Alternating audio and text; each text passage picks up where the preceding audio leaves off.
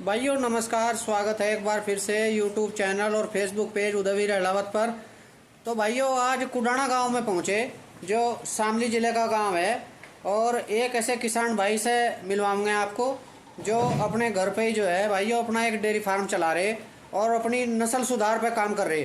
और किसान भाई को बहुत अच्छी जानकारी है गाँव के बारे में, और इनका गाँव का ही डेयरी फार्म है भाइयों, ये घर पे ही। तो कौन कौन सी नस्ल है और किस तरीके से कौन सी नस्ल को क्या ज़रूरत पड़े, तो सारी कुछ जानकारी किसान भाई से लेंगे और इनकी सारी गायें दिखाऊंगे भाइयों। तो आओ जी किसान भाई का परिचय लेते हैं। हाँ जी नमस्कार जी। नमस्कार किसान साथियों, स्वागत है आपका हमारे घर पे जी तो भाई साहब एक बार अपना परिचय भी करा दो। मेरा नाम गौरव मलिक, वीएसएम डेयरी फार्म। मैं लगभग 20 साल से डेयरी फार्म के क्षेत्र में हूँ और कई फार्म में एज ए कंसल्टेंट वर्क कर चुका हूँ। और घर पे हम थोड़ा सा अपना 2-4 पशु रख के नस्ल संवर्धन का काम करते हैं। जी तो फिलहाल कौन कौन सी नस्ल हैं जी आपके पास? फिलहाल तो जी हम लगभग 3-4 नस्लों पे काम करते हैं। थार पारकर, जिस पे हमने करीब 3 साल पहले काम करना शुरू किया जी। और एक देसी गाय थी हमारे पास। देसी गाय को हमने टीपी 301 का सीमेंट रखवाया था जी। और उससे ये बछड़ी आई थी हमारे पास। अच्छा, ये हाँ जी, ये घर की है? ये घर की हो गई जी। और इसने दूसरे ब्यात में 14 केजी पीक पे गई है जी। और आज की जो है ये 8 केजी के करीब दूध देती है। जी जी। तो दूसरी नस्ल है हमारे पास एचएफ क्रॉस। जी। एचएफ क्रॉस में जो फ्रीजवाल है, ये कुछ हमने सिलेक्टेड एनिमल अपने घर पे रखे थे। ये फ्रीजवाल है। साहीवाल को एचएफ का सीमेंट लगा के कई साल पहले हमने नस्ल डेवलप की थी और इसमें अब आगे हम एचएफ की तरफ जा रहे हैं। इसकी मैं आपको बछड़ी दिखाऊंगा जी। और आप इसका अडर देखिए, ये छठे ब्यास में है और अडर इसका बहुत कॉम्पैक्ट है, वेन से भरा हुआ है। टीथ की जो स्पेसिंग है वो भी काफ़ी अच्छी है और लेग स्कोर जो है इसके वो अच्छे हैं। अच्छा, ये कितने दूध में है जी? ये लगभग 27-28 केजी दूध दे देती है जब ये पीक पे होती है। अभी 19-20 किलो दूध दे रही है और 4 महीने की गाभन है जी। इसके बाद ये दूसरी नस्ल है जो करन फ्रीज है। अच्छा जी।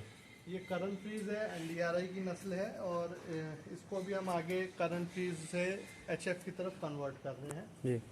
ये भी कोई 30 किलो के आसपास दूध देती है जब पीक पे होती है। अभी ये 7 महीने की ब्याई हुई है और आज की डेट में 17-18 किलो दूध दे रही है जी। बहुत बढ़िया जी। ये एचएफ है जी। और ये 3-4 पीढ़ी की जो है इम्पोर्टेड सीमेंट से आई हुई एक एचएफ है। और आप इसका देखिए अडर काफ़ी कॉम्पैक्ट है इसका और वेन से भरा हुआ है।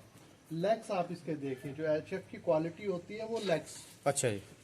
और उसका जो फ्रेम है ये थोड़ी कमज़ोर है। गर्मी में और ह्यूमिडिटी में जानवर जो है कमज़ोर हो जाता है और एचएफ को हम ज़्यादा मोटी नहीं करते, 20 से लगभग 3 के आसपास रखते हैं, 3 सवा 3। तो उससे जो है इनका परफॉर्मेंस बहुत अच्छा रहता है जी।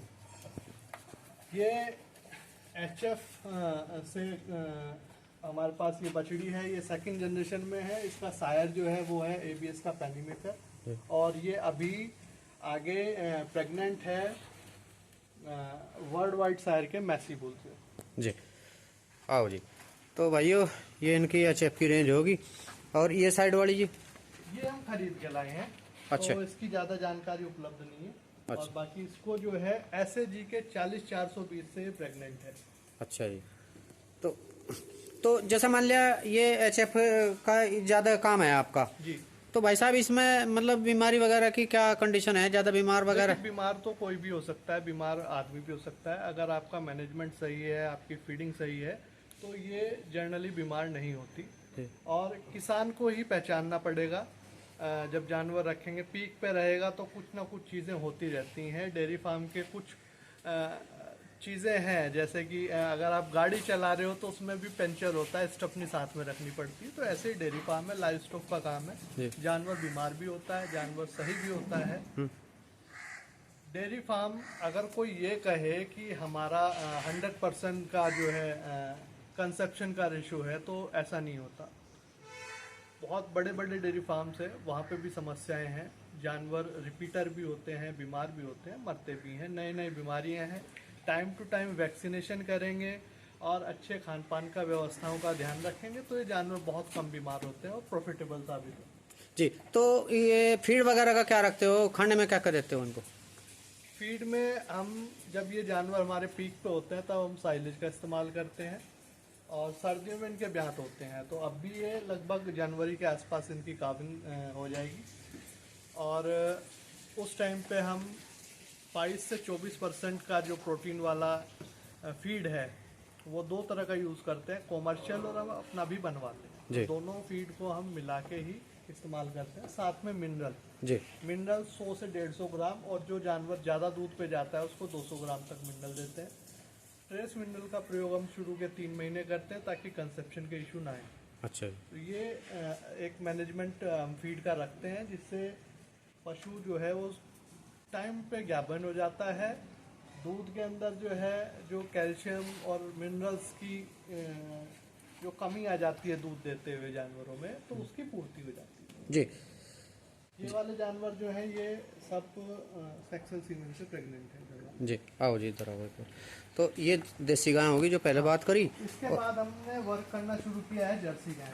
जर्सी हमारी ये खरीदी हुई है, ये वाली शुरुआत में हम लाए थे पिछले साल। तो ये जैसा हमारे इलाकों में मिलता है जानवर तो उस तरीके का ये जानवर है जी, साहिवाल और जर्सी क्रॉस का जानवर है ये वाली। हाँ जी।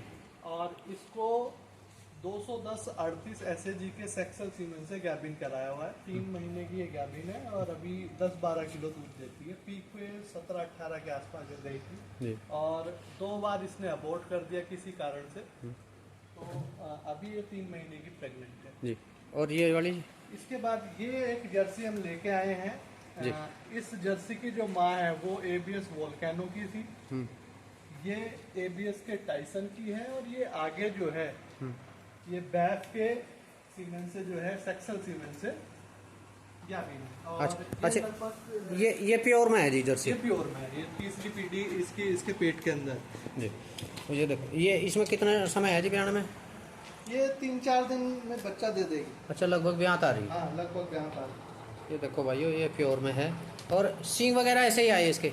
हाँ, अब कई कारण होते हैं कि कई बार किसान सींग को नहीं दगवा पाता, कई बार बच्चा बीमार हो जाता है या फिर वो कमजोर पैदा हो जाता है जी। तो उस वजह से सींगों का जो दागना है कई बार हमें स्किप करना पड़ता है। अच्छा, जैसे मान लीजिए जर्सी नस्ल है जी, हाँ जी। इसके बारे में मतलब क्या कहना चाहेंगे? इसकी जैसा हरी बीमारी है या और कोई दिक्कत? जर्सी और HF दोनों जो है वो विदेशी नस्लें हैं, बाहर की नस्लें हैं जी।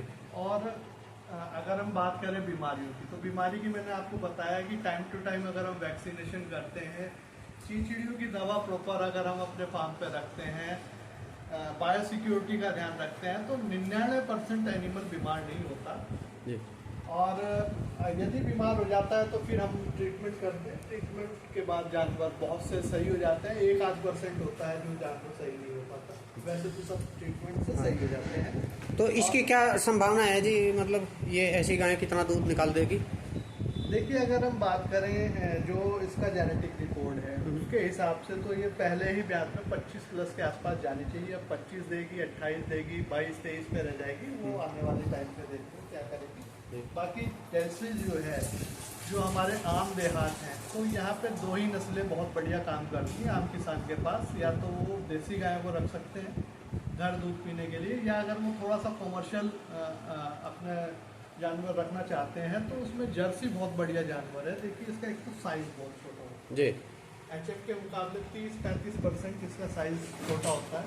ये मैक्सिमम 400-450 kg तक इसका वेट जाता है। अभी बहुत से सीमेन ऐसे आ रहे हैं जो और 500 kg तक भी वेट जा रहा है, लेकिन उनकी दूध देने की क्षमता बहुत ज़्यादा है।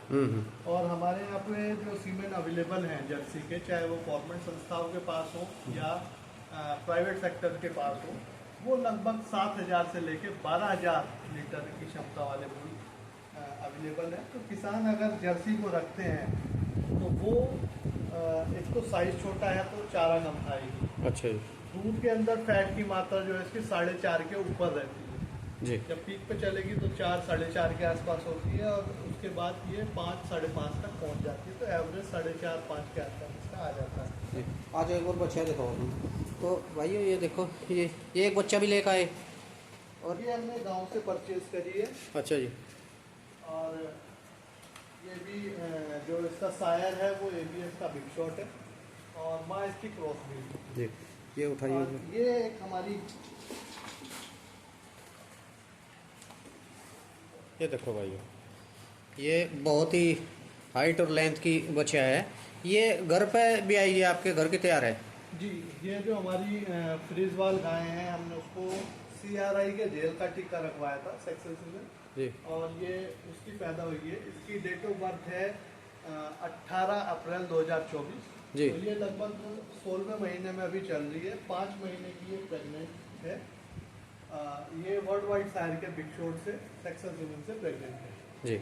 तो ये तो बहुत अच्छी तैयार कर लीजिए आपने घर पे ही। और ये बच्चे जी, ये जो हमारी करंट फ्रीज गाय थी, उसको हमने BSG का बेस्ट सायर जेनेटिक्स का 37 नंबर बुल था जी। ये उसकी है और अभी लगभग 6 महीने इसकी एज हो गई है। अच्छा ये 6 महीने की। हाँ, ये 6 महीने हो ये गई। भी सुंदर बच्चा होगा जी। और ये भी लगभग इसकी एज भी 6-6.5 महीने की है। ये ABS के हॉट स्टार बुल की फीमेल है जी।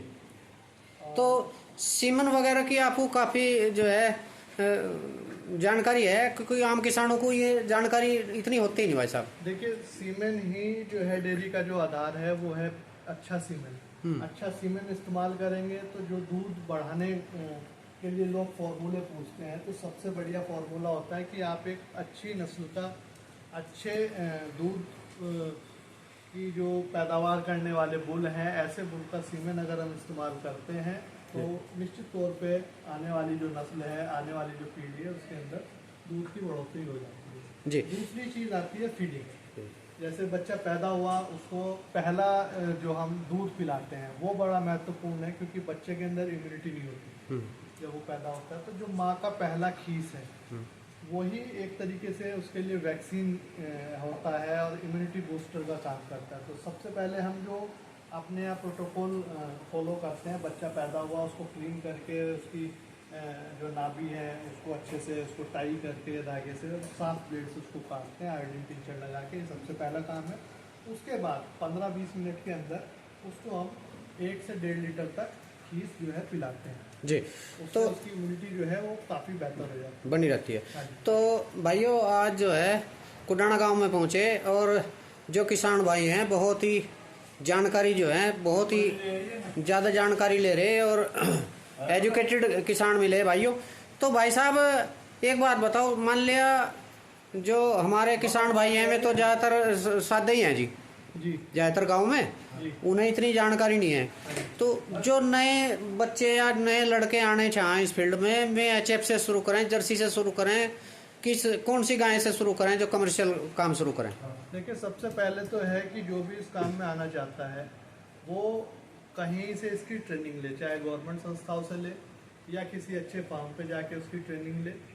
तो सबसे पहले ज़रूरी है जानकारी जी। क्योंकि अब ये पहले जैसा काम नहीं रहा कि घास और चारा डाला और हमने दूध निकाला। जी। डेयरी सेक्टर बहुत तेज़ी से डेवलप हो रहा है और इसके अंदर बहुत ज़्यादा स्कोप है, लेकिन इसके कुछ नियम हैं। अगर आप 20 लीटर से कम का जानवर रखते हैं तो आप वो प्रॉफिटेबल नहीं होगा। आपके पास कम फैट वाला जानवर है तो वो भी प्रॉफिटेबल नहीं होता। और बहुत सारी चीज़ें हैं, हमें फैट भी देखना है, हमें दूध भी देखना है, हमें ये भी देखना है कि जानवर जो है वो कितना चारा इंटेक करके कितना दूध पैदा करता है। तो ये सारी चीज़ें, जैसे मुर्गी फार्म के अंदर हर चीज़ कैलकुलेट होती है, ऐसे ही डेयरी फार्म के अंदर भी हर चीज़ कैलकुलेट होती है। इनका जो फीड है वो ड्राई मैटर बेसिस पे कैलकुलेट होता है। तो उन सब चीज़ों को करने के लिए ट्रेनिंग की ज़रूरत होती है।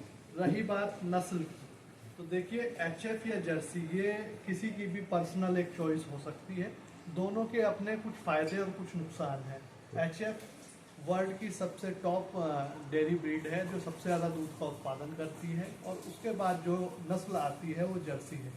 दोनों ही विदेशी नस्लें हैं, लेकिन गाँवों के हिसाब से अगर हम देखें, जो आम किसान हैं अगर वो 5-10 एनिमल रख के अपना स्वरोजगार करना चाहता है और जो दूध है वो किसी फैक्ट्री पे देना चाहता है, किसी डेयरी के अंदर देना चाहता है, तो उसको जर्सी ज़्यादा अच्छी रहेगी। एक तो स्पेस कम लेती है, दूसरा उसका फीड कन्वर्जन रेशियो जो है वो बेहतर है HF से।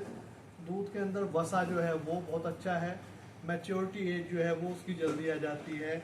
और जैसे कि एचएफ है और जर्सी दोनों को ही गर्मियों में शावर की ज़रूरत होती है, नहलाने की ज़रूरत होती है। तो एचएफ के अंदर कुछ जो उसके हुक्स हैं वो जर्सी के मुकाबले कमज़ोर होते हैं, तो जर्सी ज़्यादा फ़ायदे की है आम किसान के लिए। जी, तो एक बार एक थोड़ी सी जानकारी, वीडियो लंबी हो जाएगी। जो मतलब किसान जो हैं ज़्यादातर ये कह के इससे जो है पीछा छुड़ा रहे कि तो घाटे का सौदा है, आप क्या कहेंगे? देखिए, हर बिजनेस में फ़ायदे और नुकसान दोनों हैं। अगर हम बिना जानकारी के किसी भी बिजनेस को करते हैं या समय के अनुसार उसमें बदलाव नहीं करते तो वो घाटे का सौदा भी हो सकता है। जी। तो ये चीज़ जो है ये हर बिजनेस के साथ, हर सेक्टर के साथ है। किसानों को खेती में भी नुकसान हो जाता है, जी। दुकानों में भी नुकसान हो जाता है। तो ये समय के अनुसार है। आप प्रॉपर ट्रेनिंग लेके अच्छी ब्रीड पे काम करेंगे तो नुकसान होने की संभावना कम है। जी, तो भाइयों आज कुडाना गांव में पहुंचे थे और गौरव भाई से मुलाकात करवाई, जो बहुत ही एजुकेटेड किसान मिले और बहुत ही अच्छी जानकारी ले रहे और गाय का फार्म चला रहे। भाइयों इनकी गाय दिखाई, इनके पास 25-30 लीटर तक की जो है गाय रख रहे और आगे अपना जो है ब्रीडिंग पे काम जो है ज़्यादा कर रहे भाइयों, अपने घर पे ही तैयार कर रहे। तो भाइयों उम्मीद करता हूँ कि ये वीडियो आपको ज़रूर पसंद आएगी। चैनल को सब्सक्राइब और वीडियो को लाइक करना। नमस्कार।